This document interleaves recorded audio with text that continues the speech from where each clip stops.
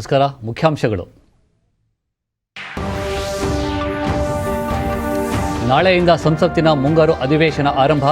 ಇಂದು ಸರ್ವಪಕ್ಷಗಳ ಸಭೆ ಕರೆದ ಕೇಂದ್ರ ಸರ್ಕಾರ. ಕೊರೋನಾ ನಿಯಮಾನುಸಾರ ನಾಳೆಯಿಂದ 2 ದಿನ ಎಸ್ಎಸ್ಎಲ್ಸಿ ಪರೀಕ್ಷೆ. ಸಿದ್ಧತೆ ಪರಿಶೀಲಿಸಿದ ಸಚಿವ ಎಸ್ ಸುರೇಶ್ ಕುಮಾರ್.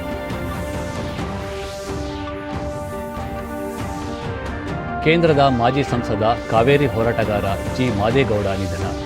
ಮುಖ್ಯಮಂತ್ರಿ, ಮಾಜಿ ಪ್ರಧಾನಿ ಸೇರಿದಂತೆ ಗಣ್ಯರಿಂದ ಸಂತಾಪ. ಟೋಕಿಯೋ ಒಲಿಂಪಿಕ್ಸ್ಗೆ ತೆರಳಿದ ಭಾರತೀಯ ಕ್ರೀಡಾಪಟುಗಳ ಮೊದಲ ತಂಡ. ದೆಹಲಿಯಲ್ಲಿ ಬೀಳ್ಕೊಟ್ಟ ಕೇಂದ್ರ ಸಚಿವರಾದ ಅನುರಾಗ್ ಠಾಕೂರ್, ನಿಶೀತ್ ಪ್ರಾಮಾಣಿಕ್. ವಾರ್ತೆಗಳ ವಿವರ. ನಾಳೆಯಿಂದ ಸಂಸತ್ತಿನ ಮುಂಗಾರು ಅಧಿವೇಶನ ಆರಂಭವಾಗುತ್ತಿರುವ ಹಿನ್ನೆಲೆಯಲ್ಲಿ ಸುಗಮ ಕಲಾಪಕ್ಕೆ ಅನುಕೂಲವಾಗುವಂತೆ ಪ್ರತಿಪಕ್ಷಗಳನ್ನು ವಿಶ್ವಾಸಕ್ಕೆ ತೆಗೆದುಕೊಳ್ಳಲು ಸರ್ಕಾರ ಇಂದು ಸರ್ವಪಕ್ಷಗಳ ಸಭೆ ಕರೆದಿದೆ. ಸಂಸತ್ ಕಲಾಪವನ್ನು ಯಾವುದೇ ಅಡೆತಡೆ ಇಲ್ಲದೆ ನಡೆಸುವ ಕುರಿತು ಎಲ್ಲ ಪಕ್ಷಗಳ ನಾಯಕರೊಂದಿಗೆ ಪ್ರಧಾನಿ ನರೇಂದ್ರ ಮೋದಿ, ಗೃಹ ಸಚಿವ ಅಮಿತ್ ಶಾ, ಸಂಸದೀಯ ವ್ಯವಹಾರಗಳ ಸಚಿವ ಪ್ರಹ್ಲಾದ್ ಜೋಶಿ ಅವರು ಸಮಾಲೋಚನೆ ನಡೆಸಲಿದ್ದಾರೆ. ಈ ಬಾರಿಯ ಅಧಿವೇಶನದಲ್ಲಿ 6 ತಿದ್ದುಪಡಿ ವಿಧೇಯಕಗಳು, 6 ಸುಗ್ರೀವಾಜ್ಞೆಗಳು, ಆರ್ಥಿಕ ವ್ಯವಹಾರ ಸೇರಿದಂತೆ ವಿವಿಧ ವಿಷಯಗಳಿಗೆ ಸಂಬಂಧಿಸಿದಂತೆ 29 ವಿಧೇಯಕಗಳನ್ನು ಉಭಯ ಸದನಗಳಲ್ಲಿ ಮಂಡಿಸಲು ಸರ್ಕಾರ ನಿರ್ಧರಿಸಿದೆ. ಈ ಹಿನ್ನೆಲೆಯಲ್ಲಿ ಯಾವುದೇ ಅಡೆತಡೆ ಇಲ್ಲದೆ ವಿಧೇಯಕಗಳಿಗೆ ಅನುಮತಿ ಪಡೆಯುವ ಉದ್ದೇಶದಿಂದ ಸರ್ಕಾರ ಪ್ರಯತ್ನಗಳನ್ನು ಮಾಡುತ್ತಿದೆ. ಇದರ ಜತೆಗೆ ಲೋಕಸಭೆಯ ಸುಗಮ ಕಲಾಪ ಕುರಿತಂತೆ ಚರ್ಚಿಸಲು ಅಧ್ಯಕ್ಷ ಓಂ ಬಿರ್ಲಾ ಅವರು ಸದನದ ಸರ್ವಪಕ್ಷಗಳ ನಾಯಕರ ಸಭೆ ಕರೆದಿದ್ದಾರೆ. ಸಂಜೆ 4 ಗಂಟೆಗೆ ಸಭೆ ನಡೆಯಲಿದೆ. ಇದಲ್ಲದೆ ಎನ್ಡಿಎ ಮೈತ್ರಿಕೂಟ ಸದಸ್ಯರ ಸಭೆಯೂ ಇಂದು ನಡೆಯಲಿದೆ. ರಾಜ್ಯಸಭೆ ಅಧ್ಯಕ್ಷರೂ ಆಗಿರುವ ಉಪರಾಷ್ಟ್ರಪತಿ ಎಂ ವೆಂಕಯ್ಯನಾಯ್ಡು ಅವರು ನಿನ್ನೆ ರಾಜ್ಯಸಭೆಯ ಸರ್ವಪಕ್ಷಗಳ ಸದನ ನಾಯಕರ ಸಭೆಯನ್ನು ಕರೆದಿದ್ದರು. ಕರೋನಾದಿಂದ ಉಂಟಾದ ಪರಿಸ್ಥಿತಿಯಲ್ಲಿ ಸದನ ಜನರ ಬೆಂಬಲಕ್ಕಾಗಿ ನಿಲ್ಲಬೇಕಾಗಿದೆ. ಹೀಗಾಗಿ ಎಲ್ಲ ಪಕ್ಷಗಳು ಸುಗಮ ಕಲಾಪಕ್ಕೆ ಸಹಕರಿಸಿ ಪ್ರಮುಖ ವಿಷಯಗಳ ಬಗ್ಗೆ ಚರ್ಚೆಯಲ್ಲಿ ಪಾಲ್ಗೊಳ್ಳಬೇಕು ಎಂದು ಸದಸ್ಯರಲ್ಲಿ ಮನವಿ ಮಾಡಿದರು. ವಿದ್ಯಾರ್ಥಿಗಳ ಭವಿಷ್ಯದ ಪ್ರಮುಖ ಘಟ್ಟವಾಗಿರುವ ಎಸ್ಎಸ್ಎಲ್ಸಿ ಪರೀಕ್ಷೆಗಳು ನಾಳೆಯಿಂದ ಆರಂಭವಾಗಲಿವೆ. ಕೊರೋನಾ ಸಾಂಕ್ರಾಮಿಕ ಹಿನ್ನೆಲೆಯಲ್ಲಿ ಈ ವರ್ಷ 2 ದಿನ ಮಾತ್ರ ಪರೀಕ್ಷೆ ನಡೆಸಲು ತೀರ್ಮಾನಿಸಲಾಗಿದ್ದು, ನಾಳೆ ವಿಷಯ ಪರೀಕ್ಷೆಗಳು ಮತ್ತು 22ರಂದು ಭಾಷಾ ಪರೀಕ್ಷೆ ನಡೆಯಲಿದೆ. ಈಗಾಗಲೇ ಪರೀಕ್ಷಾ ಸಿದ್ಧತೆಗಳನ್ನು ಪೂರ್ಣಗೊಳಿಸಲಾಗಿದ್ದು, ಕೊರೋನಾ ನಿಯಮಾವಳಿ ಆಧರಿಸಿ ಪರೀಕ್ಷೆ ನಡೆಸಲಾಗುತ್ತಿದೆ. ಪರೀಕ್ಷಾ ಮೇಲ್ವಿಚಾರಕರು ಕೊರೋನಾ ಲಸಿಕೆ ಕಡ್ಡಾಯವಾಗಿ ಹಾಕಿಸಿಕೊಂಡಿರಬೇಕು ಮತ್ತು N95 ಮಾಸ್ಕ್ ಧರಿಸಿರಬೇಕು. ವಿದ್ಯಾರ್ಥಿಗಳು ಕೂಡ ಮಾಸ್ಕ್ ಧರಿಸಿಯೇ ಪರೀಕ್ಷೆಗೆ ಹಾಜರಾಗಬೇಕು ಎಂದು ಸೂಚಿಸಲಾಗಿದೆ. ನಿನ್ನೆ ದೊಡ್ಡಬಳ್ಳಾಪುರ ತಾಲೂಕಿನ ವಿವಿಧ ಪರೀಕ್ಷಾ ಕೇಂದ್ರಗಳಿಗೆ ಭೇಟಿ ನೀಡಿದ್ದ ಪ್ರಾಥಮಿಕ ಮತ್ತು ಪ್ರೌಢ ಶಿಕ್ಷಣ ಸಚಿವ ಎಸ್ ಸುರೇಶ್ ಕುಮಾರ್ ಸಿದ್ಧತಾ ಕಾರ್ಯಗಳನ್ನು ಪರಿಶೀಲಿಸಿದರು.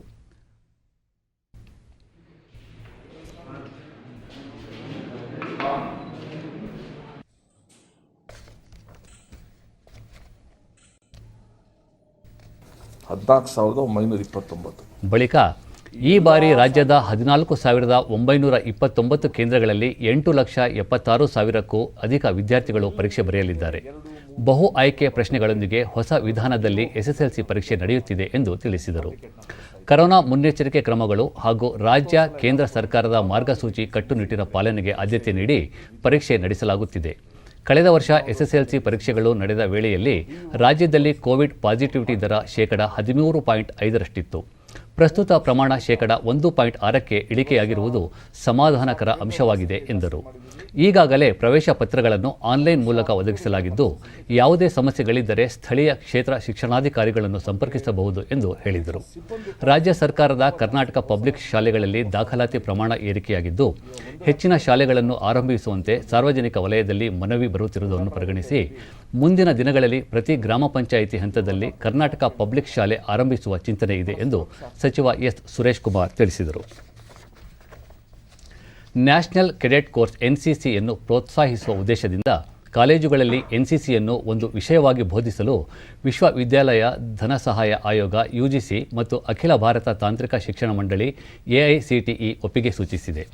ಕೇಂದ್ರ ಸರ್ಕಾರದ ಹೊಸ ರಾಷ್ಟ್ರೀಯ ಶಿಕ್ಷಣ ನೀತಿಯನ್ವಯ ಎನ್ಸಿಸಿಯನ್ನು ಒಂದು ವಿಷಯವಾಗಿ ಬೋಧಿಸುವ ಪ್ರಸ್ತಾವನೆಯನ್ನು ಯುಜಿಸಿ ಮತ್ತು ಎಐಸಿಟಿಇಗೆ ಕಳಿಸಲಾಗಿತ್ತು. ಇದಕ್ಕೀಗ 2 ಸಂಸ್ಥೆಗಳು ಒಪ್ಪಿಗೆ ನೀಡಿವೆ. ಅದರಂತೆ ದೇಶಾದ್ಯಂತ 255 ಕಾಲೇಜುಗಳಲ್ಲಿ ಎನ್ಸಿಸಿಯನ್ನು ಒಂದು ವಿಷಯವಾಗಿ ಬೋಧಿಸಲಾಗುವುದು. ದೇಶದ ಏಕತೆ, ಸಮಗ್ರತೆ ವಿಚಾರದಲ್ಲಿ ವಿದ್ಯಾರ್ಥಿ ದೆಸೆಯಿಂದಲೇ ಜಾಗೃತಿ ಮೂಡಿಸುವುದು ಮತ್ತು ಅವರಲ್ಲಿ ಶಿಸ್ತು ಮೂಡಿಸುವ ಉದ್ದೇಶದಿಂದ ಈ ನಿರ್ಧಾರ ಕೈಗೊಳ್ಳಲಾಗಿದೆ.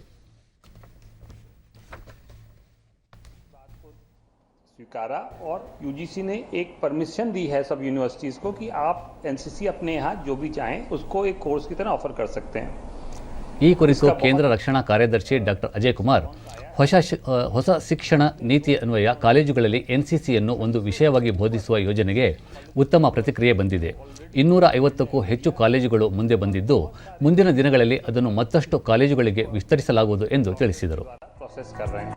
देश भर के अलग अलग विश्वविद्यालयों के तहत आने वाले कॉलेजों में स्नातक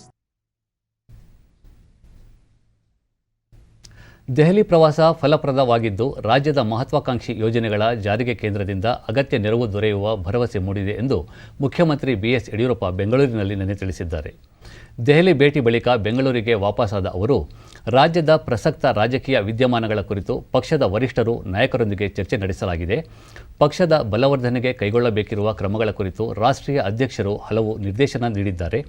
ಮುಂಬರುವ ಚುನಾವಣೆಗಳಲ್ಲಿ ಪಕ್ಷವನ್ನು ಸದೃಢವಾಗಿ ಸಂಘಟಿಸಿ ಅಧಿಕಾರಕ್ಕೆ ತರಲು ಸಂಘಟನೆಯನ್ನು ವ್ಯವಸ್ಥಿತವಾಗಿ ನಡೆಸಲು ಸೂಚಿಸಿದ್ದಾರೆ ಎಂದು ತಿಳಿಸಿದರು. ರಾಜ್ಯದ ಅಭಿವೃದ್ಧಿ ಕಾರ್ಯ ಮತ್ತು ರಾಜಕೀಯ ಕುರಿತಂತೆ ಗೃಹ ಸಚಿವ ಅಮಿತ್ ಶಾ, ರಕ್ಷಣಾ ಸಚಿವ ರಾಜನಾಥ್ ಸಿಂಗ್ ಹಾಗೂ ಪಕ್ಷದ ರಾಷ್ಟ್ರೀಯ ಅಧ್ಯಕ್ಷ ಜೆಪಿ ನಡ್ಡಾ ಅವರೊಂದಿಗೆ ಸಮಾಲೋಚನೆ ನಡೆಸಲಾಗಿದ್ದು ಮಾತುಕತೆ ಆಶಾದಾಯಕವಾಗಿತ್ತು ಎಂದರು. ಮುಂಬರುವ ವಿಧಾನಸಭಾ ಚುನಾವಣೆಯಲ್ಲಿ ಪಕ್ಷವನ್ನು ಬಹುಮತದೊಂದಿಗೆ ಪುನಃ ಅಧಿಕಾರಕ್ಕೆ ತರುವ ನಿಟ್ಟಿನಲ್ಲಿ ತಳಹಂತದಿಂದ ಸಂಘಟನೆಗೆ ಆದ್ಯತೆ ನೀಡಲಾಗುವುದು. ಪರ್ಯಾಯ ನಾಯಕತ್ವ ಅಥವಾ ನಾಯಕತ್ವ ಬದಲಾವಣೆ ಕುರಿತು ಯಾವುದೇ ಚರ್ಚೆ ನಡೆದಿಲ್ಲ. ಪಕ್ಷದಲ್ಲಿ ಹಲವು ಹಿರಿಯ ಮುಖಂಡರಿದ್ದು ನಾಯಕತ್ವ ಪಡೆಯಲು ಅರ್ಹರಿದ್ದಾರೆ ಎಂದು ಪ್ರತಿಕ್ರಿಯಿಸಿದರು. ಇದಕ್ಕೂ ಮೊನ್ನೆ ರಾತ್ರಿ ಪ್ರಧಾನಿ ನರೇಂದ್ರ ಮೋದಿ ಅವರನ್ನು ಭೇಟಿ ಮಾಡಿ ರಾಜ್ಯದ ಯೋಜನೆಗಳ ಜಾರಿಗೆ ಕೇಂದ್ರ ಸರ್ಕಾರದ ನೆರವು ಒದಗಿಸುವಂತೆ ಮುಖ್ಯಮಂತ್ರಿ ಯಡಿಯೂರಪ್ಪ ಮನವಿ ಮಾಡಿದರು. ಭದ್ರಾ ಮೇಲ್ದಂಡೆ ಯೋಜನೆಯನ್ನು ರಾಷ್ಟ್ರೀಯ ಯೋಜನೆ ಎಂದು ಘೋಷಣೆ ಮಾಡಬೇಕು. ಬೆಂಗಳೂರು ಪೆರಿಫೆರಲ್ ರಿಂಗ್ ರಸ್ತೆ ನಿರ್ಮಾಣಕ್ಕೆ 6,000 ಕೋಟಿ ರೂಪಾಯಿ ಅನುದಾನ ಒದಗಿಸಬೇಕು ಎಂದು ಕೋರಿಕೆ ಸಲ್ಲಿಸಿದ್ದರು. ಈ ಸಂದರ್ಭದಲ್ಲಿ ಅವರು ಕಾವೇರಿ ನದಿಗೆ ಅಡ್ಡಲಾಗಿ ನಿರ್ಮಿಸಲು ಮುಂದಾಗಿರುವ ಮೇಕೆದಾಟು ಯೋಜನೆ, ಬೆಂಗಳೂರಿನಲ್ಲಿ ಅಮೆರಿಕ ದೂತ ಕಚೇರಿ ಸ್ಥಾಪನೆ ಸೇರಿದಂತೆ ವಿವಿಧ ವಿಷಯಗಳ ಕುರಿತು ಚರ್ಚೆ ನಡೆಸಿದ್ದರು.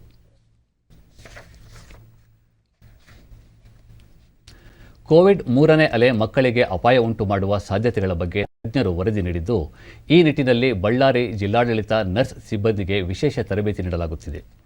ಜಿಲ್ಲೆಯ ವಿಮ್ಸ್ ಜಿಲ್ಲಾ ಆಸ್ಪತ್ರೆ ಮತ್ತು ಟ್ರಾಮಾ ಕೇರ್ ಆರೈಕೆ ಕೇಂದ್ರಗಳಲ್ಲಿ 10 ದಿನಗಳ ಕಾಲ ಐಸಿಯುನಲ್ಲಿ ಹೇಗೆ ಕಾರ್ಯನಿರ್ವಹಿಸಬೇಕು ಎನ್ನುವ ಬಗ್ಗೆ ತಜ್ಞ ವೈದ್ಯರಿಂದ ತರಬೇತಿ ನೀಡಲಾಗುತ್ತಿದೆ.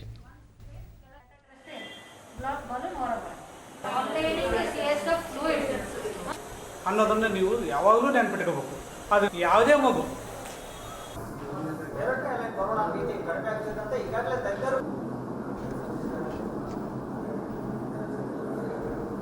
ಹೃದಯಾಘಾತ ಕೊಡ್ತಾರೆ ಆಕ್ಸಿಜನ್ಗೆ. ಮತ್ತು ಇನ್ನೊಂದು ಇಂಪಾರ್ಟೆಂಟ್ ಅಂದರೆ ರಿಕವರಿ ಫ್ರಮ್ ಅನಸ್ತೇಷಿಯಾ ಅವರಿಗೆ ಕೊಟ್ಟಾದ ಮೇಲೆ ಪೇಷಂಟಿಗೆ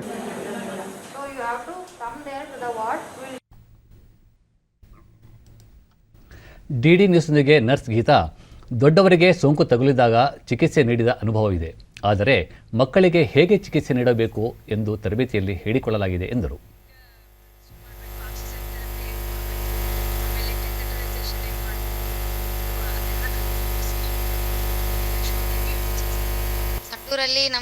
ಮತ್ತೋರ್ವ ನರ್ಸ್ ಲಕ್ಷ್ಮೀದೇವಿ, ಮಕ್ಕಳಿಗೆ ಸೋಂಕು ತಗುಲಿದಾಗ ಹೇಗೆ ಧೈರ್ಯ ತುಂಬಬೇಕು, ಹೇಗೆ ಆಮ್ಲಜನಕ ನೀಡಬೇಕು, ಯಾವ ಸಂದರ್ಭದಲ್ಲಿ ಎಷ್ಟು ಪ್ರಮಾಣದಲ್ಲಿ ಔಷಧಿ ನೀಡಬೇಕು ಎನ್ನುವುದನ್ನು ತಿಳಿಸಿಕೊಟ್ಟಿದ್ದಾರೆ ಎಂದರು.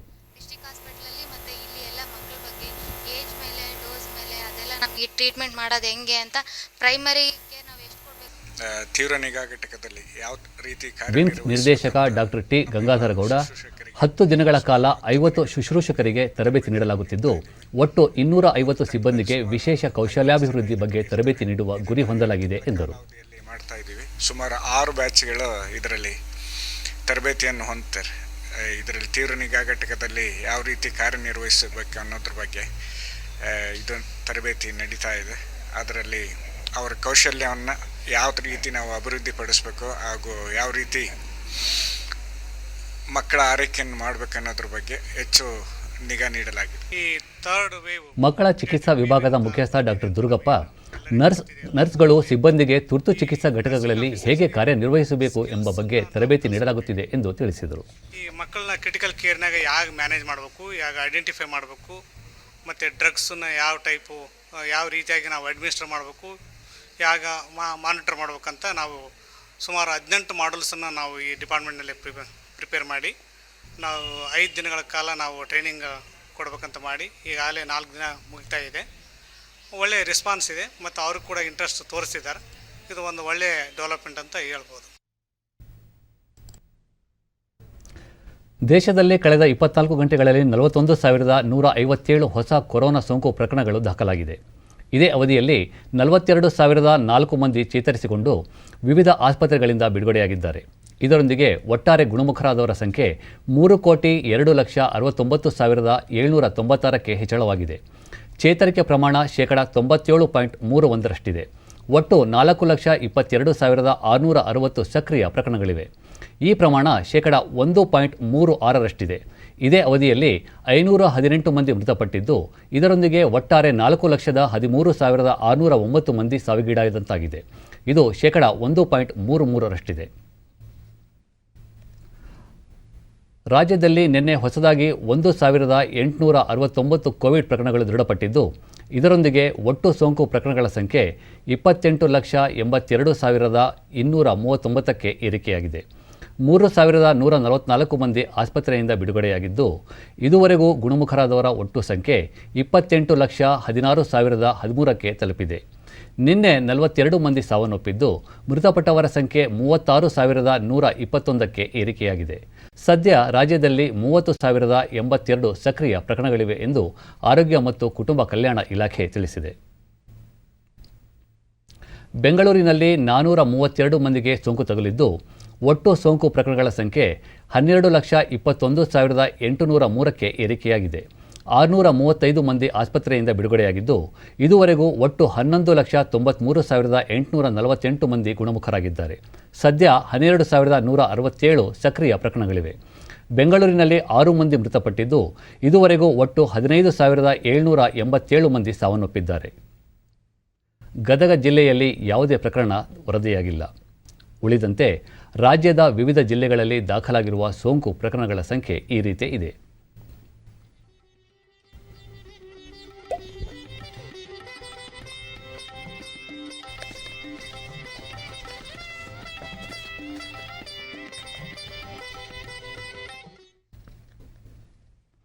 ದೇಶದಲ್ಲಿ ಲಸಿಕೆ ಅಭಿಯಾನ ವಿಶೇಷವಾಗಿ ಮುಂದುವರೆದಿದೆ.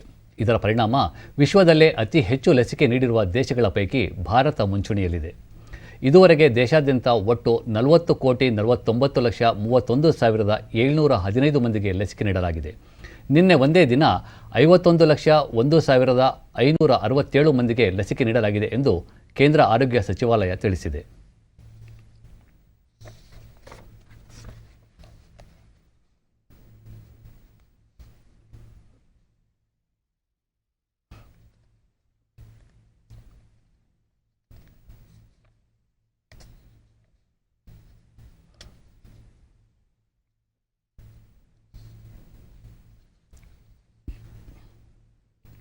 ಮುಂಗಾರು ಹಂಗಾಮಿಗೆ ನೀರು ಬಿಡುಗಡೆ ಸಂಬಂಧ ಕೃಷ್ಣಾ ಮೇಲ್ದಂಡೆ ನೀರಾವರಿ ಸಲಹಾ ಸಮಿತಿ ಅಧ್ಯಕ್ಷರೂ ಆದ ಸಚಿವ ಉಮೇಶ್ ಕತ್ತಿ ಅವರ ನೇತೃತ್ವದಲ್ಲಿ ವಿಜಯಪುರದಲ್ಲಿ ನಿನ್ನೆ ಅಧಿಕಾರಿಗಳ ಸಭೆ ನಡೆಯಿತು. ಬಳಿಕ ಸುದ್ದಿಗಾರರೊಂದಿಗೆ ಅವರು, ಕಳೆದ ವರ್ಷದ ಜೂನ್ ಅಂತ್ಯಕ್ಕೆ ಹೋಲಿಸಿದರೆ ಆಲಮಟ್ಟಿ ಜಲಾಶಯದಲ್ಲಿ ಈ ಬಾರಿ 7 ಟಿಎಂಸಿ ನೀರು ಹೆಚ್ಚಾಗಿದೆ. ಕಳೆದ ಜೂನ್ ಅಂತ್ಯದ ಹೊತ್ತಿಗೆ ಜಲಾಶಯಕ್ಕೆ ಸಾಕಷ್ಟು ನೀರು ಬಂದಿದೆ. ಈಗಾಗಲೇ ನೀರು ಹರಿಸಲು ಸೂಚಿಸಲಾಗಿದ್ದು, ಇದೇ ಜುಲೈ 20ರಿಂದ 120 ದಿನಗಳ ಕಾಲ ಜಲಾಶಯದ ವ್ಯಾಪ್ತಿಯ ಎಲ್ಲ ಕೃಷಿ ಭೂಮಿಗೆ ನೀರು ಹರಿಸಲು ಅಧಿಕೃತವಾಗಿ ಚಾಲನೆ ನೀಡಲಾಗುವುದು ಎಂದು ತಿಳಿಸಿದರು. ನಾರಾಯಣಪುರ ಬಲದಂಡೆ ವ್ಯಾಪ್ತಿಗೆ ಇದೇ 31ರಿಂದ ನೀರು ಹರಿಸಲಾಗುವುದು. ಕೃಷಿ ಭೂಮಿಗೆ ಸಮರ್ಪಕವಾಗಿ ನೀರು ಹರಿಯುವ ಬಗ್ಗೆ ತಾವೇ ಖುದ್ದಾಗಿ ಭೇಟಿ ನೀಡಿ ಪರಿಶೀಲಿಸುವುದಾಗಿ ತಿಳಿಸಿದರು. 59,000 ನೀರು ಮುಟ್ಟಿಸುವಂಥ ಜವಾಬ್ದಾರಿ ಈ ಭಾಗದ MD ಅವ್ರದ್ದು, ಚೀಫ್ ಇಂಜಿನಿಯರ್ಗಳದ್ದು ಮತ್ತು ನಾನು ಜಿಲ್ಲಾ ಮಂತ್ರಿಯಾಗಿ ಎಲ್ಲರೂ ಕೂಡಿ ಈ ವರ್ಷ ಮಾಡಿ ತೋರಿಸ್ತೀವಿ. ಕನ್ನಡ ಅಧ್ಯಕ್ಷರು ಮೀಟಿಂಗ್ನಲ್ಲಿ ಇದ್ರು, ಅವ್ರಿಗೂ ಹೇಳ್ತೀನಿ, ಯಾರು ಮುಂದೆ ಬಂದರೆ ರೈತರು ಅವ್ರ ಭಾಗದಿಂದ 500 ಹೆಕ್ಟರ್ಗೆ ಒಂದು ಸೊಸೈಟಿ ಮಾಡೋಕ್ಕೆ ಸಾಧ್ಯ ಇದೆ. ಅದನ್ನು ಮಾಡೋಕೆ ಯಾರು ರೈತರು ಮುಂದಾಗಿದ್ರೆ ಕನ್ನಡದಲ್ಲಿ ಪರ್ಮಿಷನ್ ಕೊಡಿಸ್ತೀವಿ. ಅದನ್ನು ಸರಿಯಾಗಿ ನೀರು ಬೇಕಾದ ಸಂಘಗಳ ನಿರ್ಮಾಣ ಮಾಡ್ತೀವಿ. ಆದರೂ 28ನೇ ತಾರೀಕಿನಿಂದ ಅಧಿಕೃತವಾಗಿ ನೀರನ್ನು ಬಿಡುಗಡೆ ಮಾಡ್ತಾ ಇದ್ದೀವಿ. 30ನೇ ತಾರೀಕು ನಾವು ನಾರಾಯಣಪುರ ಬಲ್ಲಂಡೆ ಕಾಲುವೆ ನಾನೇ ವಿಸಿಟ್ ಮಾಡ್ತೀನಿ. ಅಲ್ಲಿ ನೀರು ಸರಿಯಾಗಿ ಹರಿಸಿಕೊಂಡು ಯಾವ ರೀತಿ ಬಿಜಾಪುರ ಆಗಲಿ, ಬಾಗಲಕೋಟೆ ಆಗಲಿ, ನಾರಾಯಣಪುರದಿಂದ ಸಂಬಂಧಪಟ್ಟ 95 ಕಿಲೋಮೀಟರ್ ಇದೆ. ಆ ನೀರನ್ನು ಚಾಲೂ ಮಾಡಕ್ಕೆ ಹೇಳಿದ್ವಿ. 7 ಮೋಟ್ರ್ ಇವೆ, 7 ಪಂಪ್ ಸೆಟ್ಗಳು. ಅದರಲ್ಲಿ 5 ಪಂಪ್ ಸೆಟ್ಗಳನ್ನ ಚಾಲೂ ಮಾಡಬೇಕು. ದಾಸನೂರವರು ನಮ್ಮ ಕನ್ಸರ್ನ್ ಚೀಫ್ ಇಂಜಿನಿಯರ್ ಹೋಗಿ ಅದನ್ನು ಚಾಲೂ ಮಾಡಬೇಕು. ಆ ನೀರನ್ನು 95ನೇ ಕಿಲೋಮೀಟರ್ವರೆಗೂ ಮುಟ್ಟಿಸುವಂಥ ಜವಾಬ್ದಾರಿ ಚೀಫ್ ಮಿನಿಸ್ಟರ್ ತಗೊಂಡಿದ್ದಾರೆ. ಕುಡಿಯುವ ನೀರು ಯೋಜನೆ ಸೇರಿದಂತೆ ವಿವಿಧ ಕಾಮಗಾರಿಗಳಿಗೆ ಉತ್ತರ ಕನ್ನಡ ಜಿಲ್ಲಾ ಉಸ್ತುವಾರಿ ಸಚಿವ ಶಿವರಾಂ ಹೆಬ್ಬಾರ್ ಹಾಗೂ ವಿಧಾನಸಭಾಧ್ಯಕ್ಷ ವಿಶ್ವೇಶ್ವರ ಹೆಗಡೆ ಕಾಗೇರಿ ಶಿರಸಿಯಲ್ಲಿ ನಿನ್ನೆ ಶಂಕುಸ್ಥಾಪನೆ ನೆರವೇರಿಸಿದರು. ಬಳಿಕ ಶಿವರಾಂ ಹೆಬ್ಬಾರ್ ಪಕ್ಷ ಭೇದ ಮರೆತು ಅಭಿವೃದ್ಧಿಗೆ ಎಲ್ಲರೂ ಕೈಜೋಡಿಸಬೇಕಿದೆ ಎಂದು ಅಭಿಪ್ರಾಯಪಟ್ಟರು.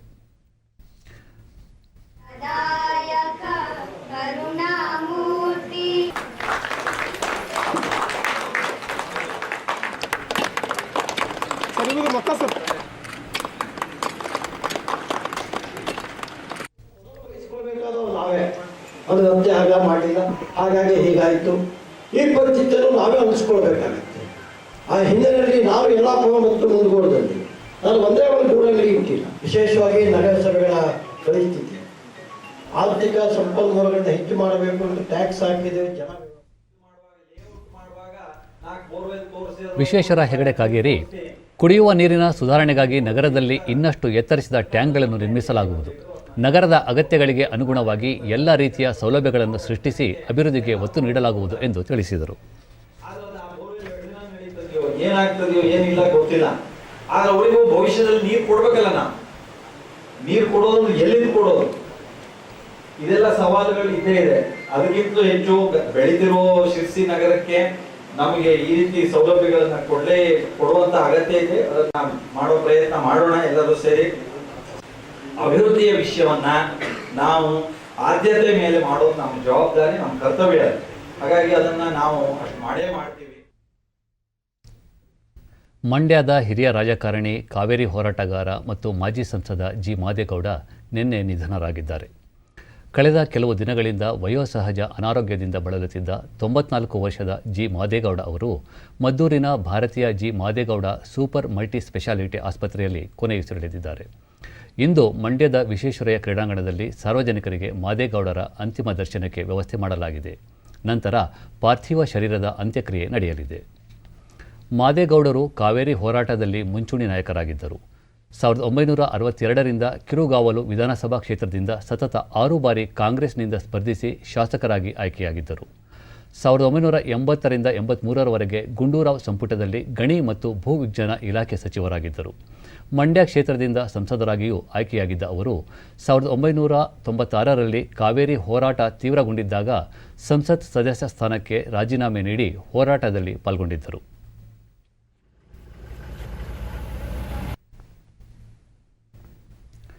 ಮಾದೇಗೌಡರ ನಿಧನಕ್ಕೆ ಮುಖ್ಯಮಂತ್ರಿ ಬಿಎಸ್ ಯಡಿಯೂರಪ್ಪ, ಮಾಜಿ ಪ್ರಧಾನಿ ಎಚ್.ಡಿ. ದೇವೇಗೌಡ, ವಿಧಾನಸಭೆ ಪ್ರತಿಪಕ್ಷ ನಾಯಕ ಸಿದ್ದರಾಮಯ್ಯ ಸೇರಿದಂತೆ ಹಲವು ಗಣ್ಯರು ಸಂತಾಪ ಸೂಚಿಸಿದ್ದಾರೆ.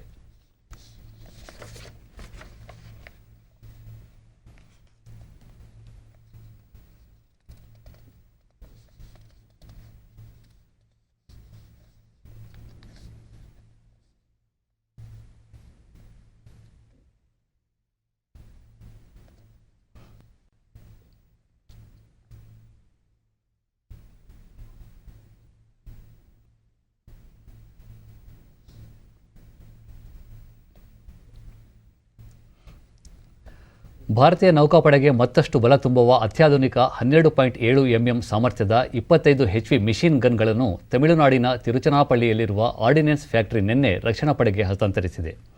ಒಟ್ಟು 25 ಮಿಷಿನ್ ಗನ್ಗಳ ಪೈಕಿ 15ಅನ್ನು ಭಾರತೀಯ ನೌಕಾಪಡೆಗೆ ಮತ್ತು ಉಳಿದ 10 ಮಿಷಿನ್ ಗನ್ಗಳನ್ನು ಭಾರತೀಯ ಕೋಸ್ಟ್ ಗಾರ್ಡ್ಗೆ ಹಸ್ತಾಂತರಿಸಲಾಗುತ್ತದೆ. ಇದರಿಂದ ಭಾರತೀಯ ನೌಕಾಪಡೆಗೆ ಹೆಚ್ಚಿನ ಬಲ ಬಂದಂತಾಗಿದೆ. ಇಸ್ರೇಲ್ ತಂತ್ರಜ್ಞಾನದ ನೆರವಿನೊಂದಿಗೆ ಈ ಮಿಷಿನ್ ಗನ್ಗಳನ್ನು ಸಿದ್ಧಪಡಿಸಲಾಗಿದೆ. ಇಸ್ರೇಲ್ ಇತ್ತೀಚೆಗೆ ಈ ತಂತ್ರಜ್ಞಾನವನ್ನು ಭಾರತಕ್ಕೆ ಹಸ್ತಾಂತರಿಸಿತ್ತು. ಅದರ ಆಧಾರದ ಮೇಲೆ ಇವುಗಳನ್ನು ತಯಾರಿಸಲಾಗಿದೆ.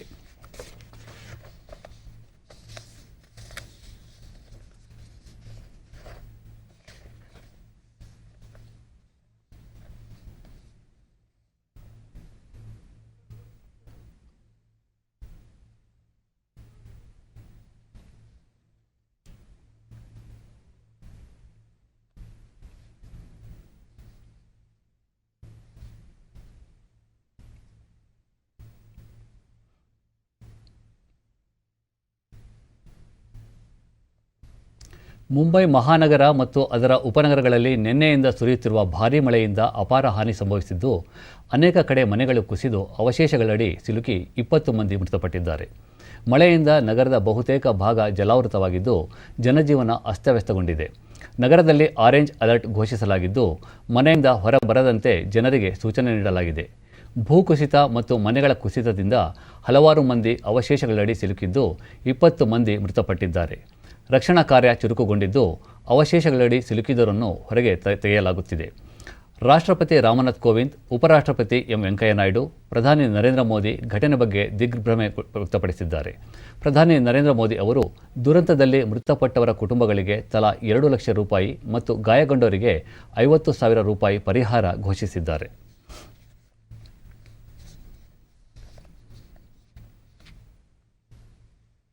ಟೋಕಿಯೋ ಒಲಿಂಪಿಕ್ಸ್ನಲ್ಲಿ ಭಾಗವಹಿಸುತ್ತಿರುವ ಭಾರತೀಯ ಕ್ರೀಡಾಪಟುಗಳ ಮೊದಲ ತಂಡವನ್ನು ನಿನ್ನೆ ಕೇಂದ್ರ ಕ್ರೀಡಾ ಸಚಿವ ಅನುರಾಗ್ ಠಾಕೂರ್ ಮತ್ತು ಕ್ರೀಡಾ ಖಾತೆ ರಾಜ್ಯ ಸಚಿವ ನಿಶೀತ್ ಪ್ರಾಮಾಣಿಕ್ ಔಪಚಾರಿಕವಾಗಿ ಬೀಳ್ಕೊಟ್ಟರು. ದೆಹಲಿಯ ಇಂದಿರಾ ಗಾಂಧಿ ಅಂತಾರಾಷ್ಟ್ರೀಯ ಕ್ರೀಡಾಂಗಣದಲ್ಲಿ ನಡೆದ ಸರಳ ಸಮಾರಂಭದಲ್ಲಿ ಕ್ರೀಡಾಪಟುಗಳಿಗೆ ಶುಭ ಹಾರೈಸಿದ ಸಚಿವರು ಅವರನ್ನು ಟೋಕಿಯೋಗೆ ಕಳುಹಿಸಿಕೊಟ್ಟರು. 54 ಕ್ರೀಡಾಪಟುಗಳು, ಸಹಾಯಕ ಸಿಬ್ಬಂದಿ ಮತ್ತು ಭಾರತೀಯ ಒಲಿಂಪಿಕ್ ಅಸೋಸಿಯೇಷನ್ ಪ್ರತಿನಿಧಿಗಳನ್ನು ಒಳಗೊಂಡ 88 ಜನರ ತಂಡ ನಿನ್ನೆ ರಾತ್ರಿ ಟೋಕಿಯೋಗೆ ತೆರಳಿದೆ.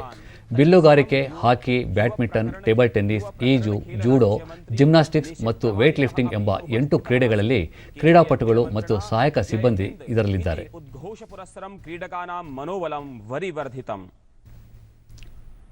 हमने अपनी ओर से प्रयास किया कि हर तरह की सुविधा हो. ಈ ವೇಳೆ ಅನುರಾಗ್ ಠಾಕೂರ್ ಭಾರತವನ್ನು ಪ್ರತಿನಿಧಿಸುವ ಕ್ರೀಡಾಪಟುಗಳೊಂದಿಗೆ 135 ಕೋಟಿ ಭಾರತೀಯರ ಹಾರೈಕೆ ಮತ್ತು ಶುಭಾಶಯಗಳಿವೆ.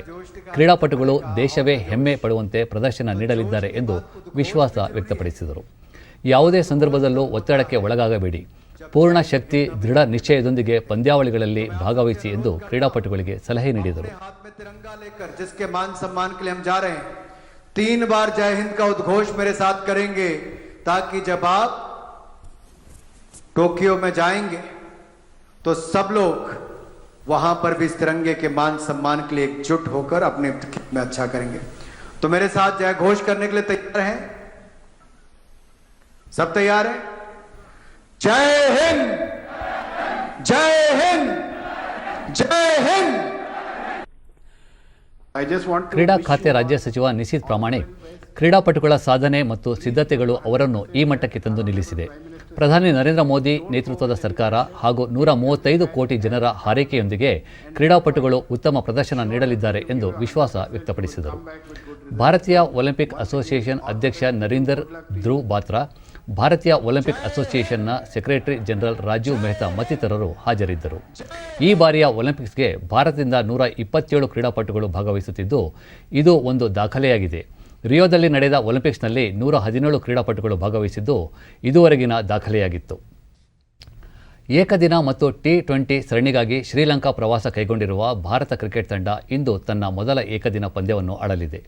ಶಿಖರ್ ಧವನ್ ನಾಯಕತ್ವದ ಭಾರತ ತಂಡ ದಸುನ್ ಶಾನಕ ನೇತೃತ್ವದ ತಂಡವನ್ನು ಮೊದಲ ಏಕದಿನ ಪಂದ್ಯದಲ್ಲಿ ಎದುರಿಸಲಿದ್ದು ರಾಹುಲ್ ದ್ರಾವಿಡ್ ಭಾರತೀಯ ತಂಡದ ಕೋಚ್ ಆಗಿದ್ದಾರೆ. ಶ್ರೀಲಂಕಾ ಪ್ರವಾಸದಲ್ಲಿರುವ ಭಾರತ ತಂಡ 3 ಏಕದಿನ ಮತ್ತು 3 T20 ಪಂದ್ಯಗಳನ್ನು ಆಡಲಿದೆ. ಐಸಿಸಿ T20 ವಿಶ್ವಕಪ್ಗೆ ಇನ್ನೂ 3 ತಿಂಗಳು ಮಾತ್ರ ಬಾಕಿ ಉಳಿದಿದೆ. ಈ ವಿಶ್ವಕಪ್ಗೆ ಭಾರತೀಯ ತಂಡವನ್ನು ಇನ್ನಷ್ಟೇ ಪ್ರಕಟಿಸಬೇಕಿದ್ದು ತಂಡದಲ್ಲಿ ಆಯ್ಕೆಯಾಗಲು ಆಟಗಾರರಿಗೆ ಈ ಸರಣಿ ಅತ್ಯಂತ ಮಹತ್ವದ್ದಾಗಿದೆ. ಶ್ರೀಲಂಕಾದ ಕೊಲಂಬೋದಲ್ಲಿ ನಡೆಯಲಿರುವ ಈ ಏಕದಿನ ಪಂದ್ಯ ಮಧ್ಯಾಹ್ನ 3 ಗಂಟೆಗೆ ಆರಂಭವಾಗಲಿದೆ.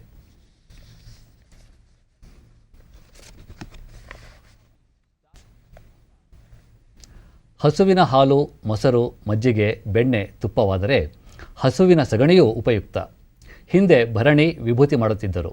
ಆದರೆ ಇಂದು ದೀಪ, ಅಗ್ನಿಹೋತ್ರ ಕಿಟ್, ವಿಗ್ರಹಗಳು ಆಗುತ್ತಿವೆ. ಹೀಗಾಗಿ ಹೈನುಗಾರಿಕೆ, ಅದರಲ್ಲೂ ದೇಸಿ ಹಸುಗಳ ಹೈನುಗಾರಿಕೆ ಆಧುನಿಕ ಯುಗದಲ್ಲಿ ಲಾಭದಾಯಕ ಉದ್ಯಮವಾಗಿದೆ. ಇದನ್ನು ಅರಿತ MBA ಪದವೀಧರರಾದ ಸೂರತ್ಕಲ್ನ ಹರಿಕೃಷ್ಣ ತೋಡಿನಾಯ ದೇಸಿ ತಳಿಗಳ ಹೈನುಗಾರಿಕೆಯನ್ನೇ ಪ್ರಧಾನವಾಗಿಸಿಕೊಂಡು ಬದುಕನ್ನು ಹಸನು ಮಾಡಿಕೊಂಡಿದ್ದಾರೆ. ಈ ಕುರಿತು ಒಂದು ವರದಿ. ಹಲವು ಪ್ರತಿಷ್ಠಿತ ಕಂಪನಿಗಳಲ್ಲಿ ಉತ್ತಮ ಹುದ್ದೆ ಅಲಂಕರಿಸಿ ಸಂಬಳ ಪಡೆಯುತ್ತಿದ್ದರೂ ಸ್ವತಂತ್ರವಾಗಿ ಬದುಕು ಕಟ್ಟಿಕೊಳ್ಳಲು ನಗರ ತೊರೆದು ಊರಿಗೆ ಮರಳಿರುವ ಮಂಗಳೂರು ಹೊರವಲಯದ ಸೂರತ್ಕಲ್ನ ಹರಿಕೃಷ್ಣ ಸ್ವಾವಲಂಬಿಯಾಗಿ ಬದುಕುವ ಛಲದೊಂದಿಗೆ ದೇಸಿ ಹಸುಗಳ ಮೂಲಕ ಹೈನುಗಾರಿಕೆ ಆರಂಭಿಸಿ ಇಂದು 93 ಹಸುಗಳ ಮಾಲೀಕರಾಗಿ ಮಂಗಳೂರು ನಗರಕ್ಕೆ ಬಾಟಲಿ ಮೂಲಕ ಹಾಲು ಪೂರೈಕೆ ಮಾಡುತ್ತಿದ್ದಾರೆ. ಹಸುವಿನ ಸಗಣಿಯಿಂದ ವಿವಿಧ ಉತ್ಪನ್ನ ತಯಾರಿಸಿ ಹೆಚ್ಚಿನ ಆದಾಯ ಮೂಲವನ್ನು ಮಾಡಿಕೊಂಡು ಯಶಸ್ವಿ ಉದ್ಯಮಿಯಾಗಿ ಹೊರಹೊಮ್ಮಿದ್ದಾರೆ.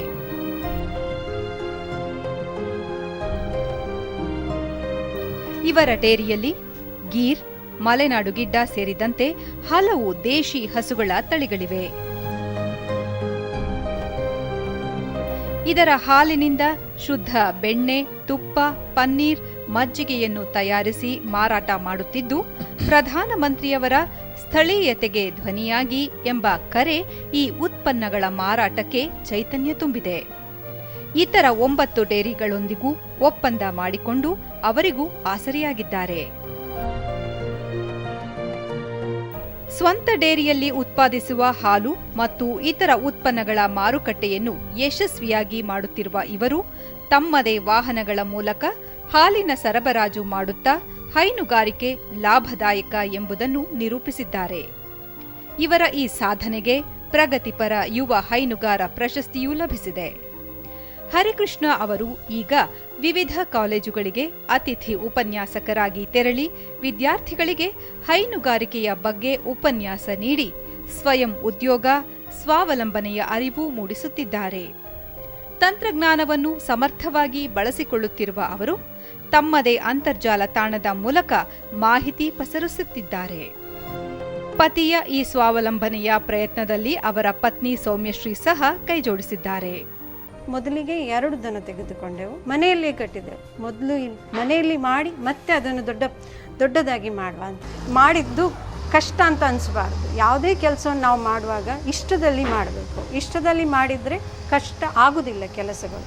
ಹಾಗೆ ಎಣಿಸಿಕೊಂಡು ಇದನ್ನು ಮುಂದೆ ತರುವ ಒಂದು ಯೋಜನೆಯನ್ನು ಅಳವಡಿಸಿಕೊಂಡೆವು. ಈಗ ಇಂದಿನ ಪತ್ರಿಕೆಗಳ ಇಣುಕುನೋಟ. ನಾಳೆ SSLC ಪರೀಕ್ಷೆ, ಜೂನ್ 19 ಮತ್ತು 22ರಂದು ಎಕ್ಸಾಮ್, ರಾಜ್ಯಾದ್ಯಂತ ಸಕಲ ಸಿದ್ಧತೆ. ಅಂತಿಮ ಪದವಿಗೆ ಪರೀಕ್ಷೆ ಕಡ್ಡಾಯ, ಆಗಸ್ಟ್ 1ರಿಂದ ಶೈಕ್ಷಣಿಕ ಆರಂಭಕ್ಕೆ ಸೂಚನೆ. ಶತ್ರುಗಳ ಡ್ರೋನ್ ಸಂಹಾರಕ್ಕೆ DRDO ದೇಶಿ ತಂತ್ರಜ್ಞಾನ ಶೀಘ್ರದಲ್ಲಿ ಲಭ್ಯ, ಕೇಂದ್ರ ಗೃಹ ಸಚಿವ ಅಮಿತ್ ಶಾ. ಮುಂಗಾರು ಮಳೆ ಅಬ್ಬರಕ್ಕೆ ರಾಜ್ಯದೆಲ್ಲೆಡೆ ಜಲಜಿಗಿತ, ಮುಂಗಾರು ವರ್ಷಧಾರೆ ಎಲ್ಲೆಡೆ ಬಿರುಸಾಗಿದೆ.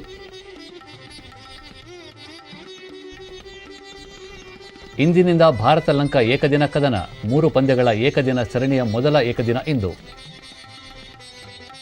ಇವು ಇಂದಿನ ಪತ್ರಿಕೆಗಳ ಪ್ರಮುಖ ಸುದ್ದಿ. ಉಳಿದಂತೆ 66 ಕೋಟಿಗೂ ಹೆಚ್ಚು ಡೋಸ್ ಲಸಿಕೆ ಖರೀದಿಸಲಿರುವ ಕೇಂದ್ರ, ಆಗಸ್ಟ್ ಡಿಸೆಂಬರ್ ನಡುವೆ ಲಸಿಕೆಗಳ ಪೂರೈಕೆ ನಿರೀಕ್ಷೆ. 100 ಠಾಣೆಗಳು ಶೀಘ್ರ ಹೈಟೆಕ್, ಸರ್ಕಾರದಿಂದ ಅಧಿಕೃತ ಆದೇಶ, 200 ಕೋಟಿ ರೂಪಾಯಿ ವೆಚ್ಚದ ಅಂದಾಜು. ರೈಲು ಪ್ರಯಾಣಿಕರ ಮೇಲೆ ನಿಗಾ, ರೈಲ್ವೆ ನಿಲ್ದಾಣದಲ್ಲಿ ಸೋಂಕಿನ ಪರೀಕ್ಷೆ ಹೆಚ್ಚಳ, 15 ತಂಡಗಳಿಂದ ಕೋವಿಡ್ ಪರೀಕ್ಷೆ. ಮಳೆ ಪ್ರವಾಹಕ್ಕೆ ಯುರೋಪ್ ತತ್ತರ, 150ಕ್ಕೆ ಏರಿದ ಸಾವಿನ ಸಂಖ್ಯೆ, ಸಾವಿರಾರು ಜನರು ನಾಪತ್ತೆ. ಜಿ ಮಾದೇಗೌಡ ನಿಧನ, ಕಾವೇರಿ ಹೋರಾಟದ ಮುಂಚೂಣಿ ನಾಯಕ.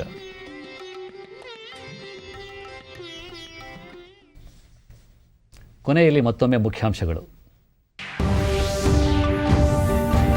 ನಾಳೆಯಿಂದ ಸಂಸತ್ತಿನ ಮುಂಗಾರು ಅಧಿವೇಶನ ಆರಂಭ, ಇಂದು ಸರ್ವಪಕ್ಷಗಳ ಸಭೆ ಕರೆದ ಕೇಂದ್ರ ಸರ್ಕಾರ.